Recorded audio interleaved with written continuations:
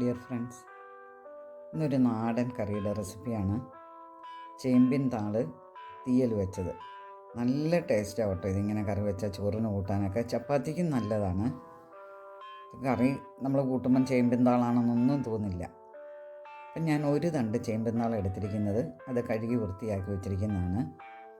പിന്നെ ഒരു 4 പച്ചമുളക് എടുത്തിട്ടുണ്ട്. അത് നമ്മുടെ എരിവിനനുസരിച്ച് എടുക്കണം. ഇത് അധികം മൂത്തതല്ല, അതുകൊണ്ടാണ് 4 എടുത്തത്. പിന്നെ 1 കപ്പോളം ചെറിയ ഉള്ളി എടുത്തിട്ടുണ്ട്, അതും വൃത്തിയാക്കി വെച്ചിരിക്കുകയാണ്. ഇനി ഇതിന് അരപ്പിനായിട്ട് ഒരു വലിയ തേങ്ങയുടെ പകുതിയാണ് ഞാൻ ചിരണ്ടി എടുത്തിരിക്കുന്നത്. അതിനി ഒന്ന് വറുത്തെടുക്കണം.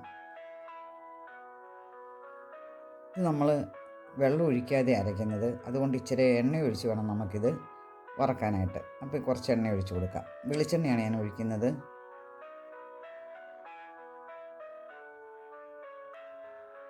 കുറച്ച് എണ്ണയും കൂടെ വേണം, എങ്കിലുമല്ലേ നമുക്കിത് വെള്ളം ഒഴിക്കാതെ നന്നായിട്ട് അരച്ചെടുക്കാൻ പറ്റുള്ളൂ.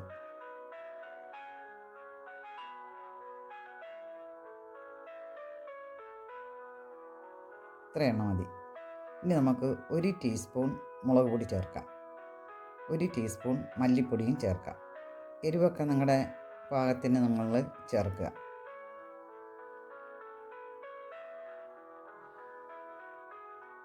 നല്ലതായിട്ട് മൂത്ത് ഇനി നമുക്കതൊന്ന് കോരിയെടുക്കാം.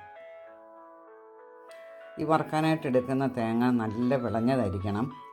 വിളയാത്ത തേങ്ങയാകുമ്പോഴത്തേന് അതിന് ടേസ്റ്റും കുറവായിരിക്കും, അതുപോലെ തന്നെ എണ്ണ കൂടുതൽ ഒഴിക്കേണ്ടിയും വരും. ഇനി ഇതിലേക്ക് നമുക്ക് 1/2 ടീസ്പൂൺ മഞ്ഞൾപ്പൊടി കൂടി ചേർക്കാം.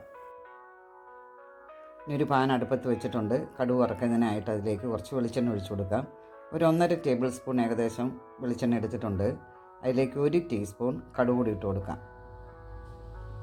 കടുകൊക്കെ പൊട്ടിക്കഴിഞ്ഞു. അതിലേക്ക് 4 വറ്റൽമുളക് കൂടെ ചേർത്തിട്ടുണ്ട്. ഇനി നമുക്ക് ഈ അരിഞ്ഞു വെച്ചിരിക്കുന്ന ചെറിയ ഉള്ളി ഇതിലേക്ക് ഇട്ടൊന്ന് വഴറ്റിയെടുക്കണം. ഏകദേശം ഒരു ഗോൾഡൻ ബ്രൗൺ ആകുന്ന വരെ, ഒരുപാട് മൂത്ത് കൊണ്ട് ഒന്ന് വഴറ്റിയെടുക്കണം, അത്രമാത്രം. ഇനി ഒരു 4 പച്ചമുളക് ഞാൻ അരിഞ്ഞു വെച്ചിട്ടുണ്ട്. പച്ചമുളക് എരിവ് അനുസരിച്ച് മാത്രം എടുക്കുക. മൂത്ത മുളകാണെങ്കിൽ ഇത്ര എടുക്കരുത്, ഒരു 1-2 എണ്ണം ഇട്ടാൽ മതി. ഇനി ആവശ്യത്തിന് ഉപ്പും ചേർക്കുക. ചെറിയ തീയിൽ തന്നെ വഴറ്റിയെടുക്കുക.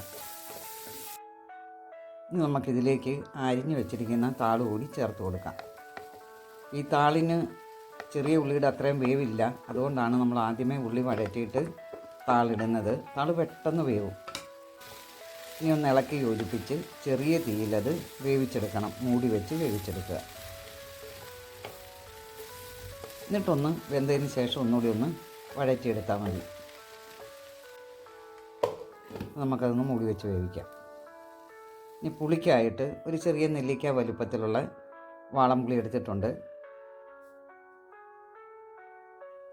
ഇനി നമുക്ക് ഈ തേങ്ങ ഒന്ന് അരച്ചെടുക്കാം. അന്നേരത്തേന് നമ്മുടെ താളിരുന്ന് വെന്തോളും. ഇതുണ്ടോ, ഇതുപോലെ ഫൈനായിട്ട് അരച്ചെടുക്കണം. ഒട്ടും വെള്ളം ഒഴിക്കരുത്. അപ്പം നമ്മുടെ താളൊന്ന് ഇടയ്ക്ക് ഇളക്കി ഇട്ടൊന്ന് വേവിച്ചെടുക്കണം. ചെറിയ തീയിൽ തന്നെ വേണം. നമുക്കൊന്നുകൂടെ മൂടി വെച്ച് വേവിച്ചെടുക്കാം. ഏകദേശം ഒന്ന് വഴറ്റിയിട്ടുണ്ട് നല്ലതുപോലെ.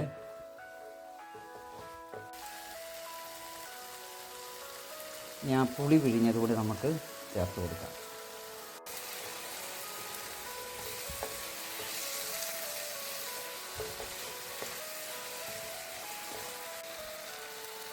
തേങ്ങ അരച്ചതുകൂടി ചേർക്കാം.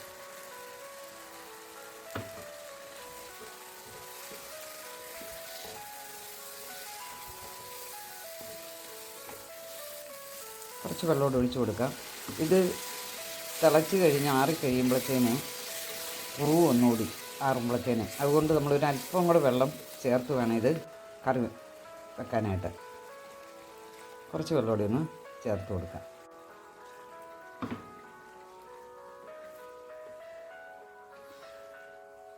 ഇത്ര മതി. ഇനി ഒന്ന് തിളപ്പിച്ചെടുക്കണം. ആവശ്യത്തിന് കറിവേപ്പില ഇട്ട് കൊടുക്കാം.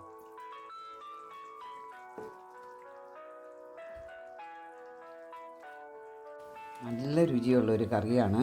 നമുക്ക് ചപ്പാത്തിക്കും ചോറിനും അപ്പത്തിനും ഒക്കെ കൂട്ടാൻ നല്ലതാണ്.